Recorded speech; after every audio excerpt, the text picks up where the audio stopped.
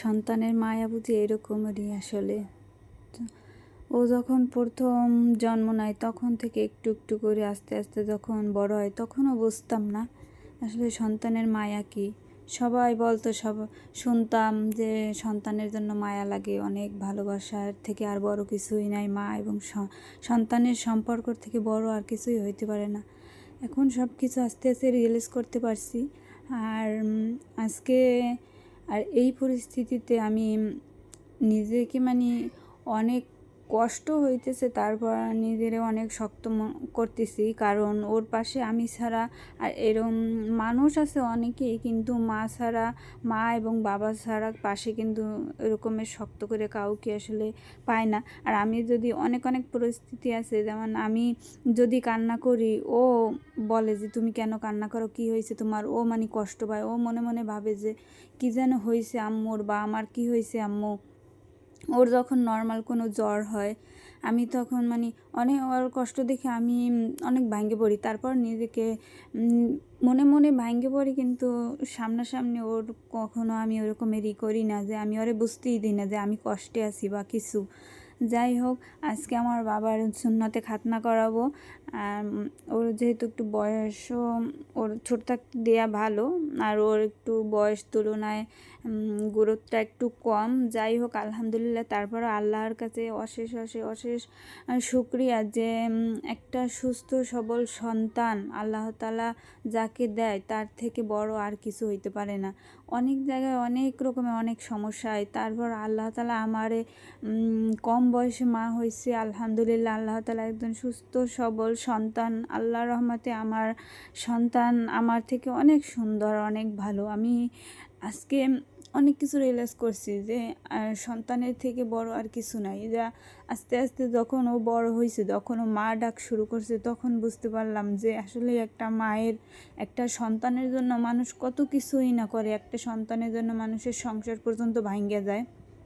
আজকে আমার সংসার জীবনের অনেকটা বছর হয়ে গেছে, হয়তো খুঁটিনাটি অনেক কিছু হয়, তারপরেও কিন্তু মানুষ সংসার জীবনে যে একটা বাচ্চার জন্য কিন্তু মুখের দিক তাকাইয়া একটা সংসার বাঁচতে থাকে, আবার কারো সংসার ভাঙ্গে যায়, আবার এই সন্তানের জন্য মানুষ কত কিছুই না করে।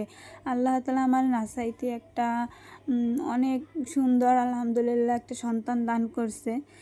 যাই হোক, আল্লাহর রহমতে সুস্থ আছে আমার বাবা সব সময়।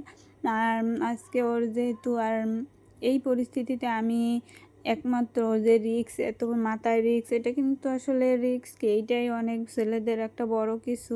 ওর আজকে সুন্নাতে খাতনা করালাম, আর এত পরিমাণ আমার হাত পা কাঁপতেছিল, আমি যা কারোর কাছে বলতে পারছিলাম না যে কি বলবো।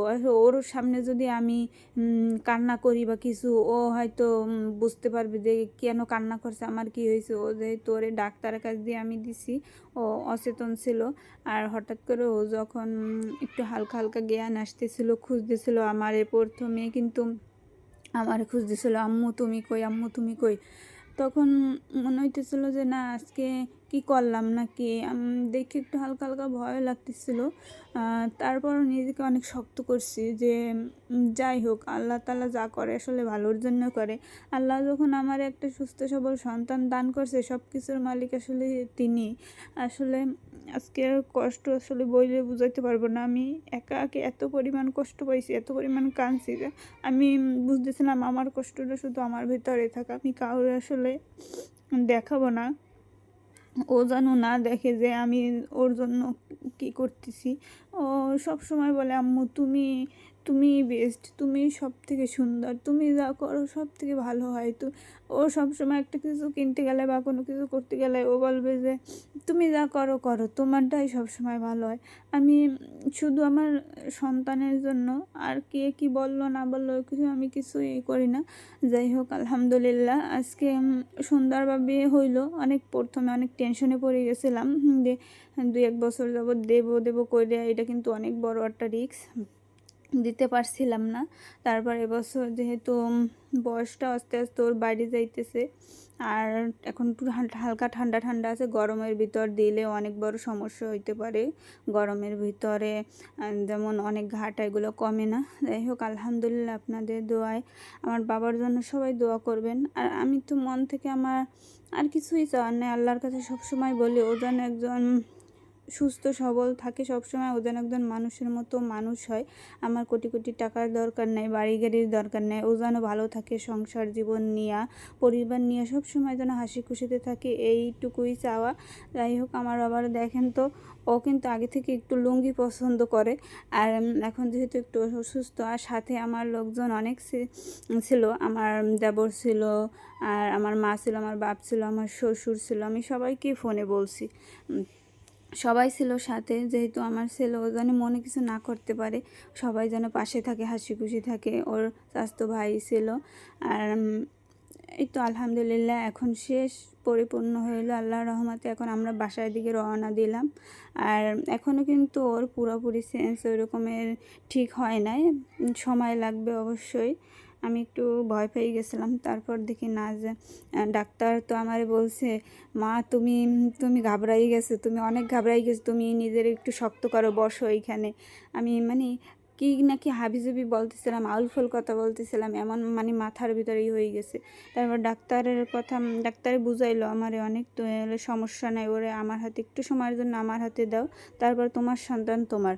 যাই হোক, আলহামদুলিল্লাহ এখন আমরা বাসায় অনেক দূরে চলে আসছি। আমার বাবার তো নানা নানির সাথে আসছে, আরও নানা নানি দাদা দাদির কিন্তু অনেক পছন্দ করে। আর আমার বাবা কিন্তু অনেক মিশুক, ও সবার সাথে মিলতে পারে, যে কোনো মানুষ আপনি এখন আসবেন না আপনার সাথে মিশে যাবে। যাই হোক, আলহামদুলিল্লাহ আপনাদের দোয়া সব সময় আমাদের সাথে থাকবে, আর আমার বাবা সব সময় ভালো থাকুক এই দোয়াই করি। আল্লাহ।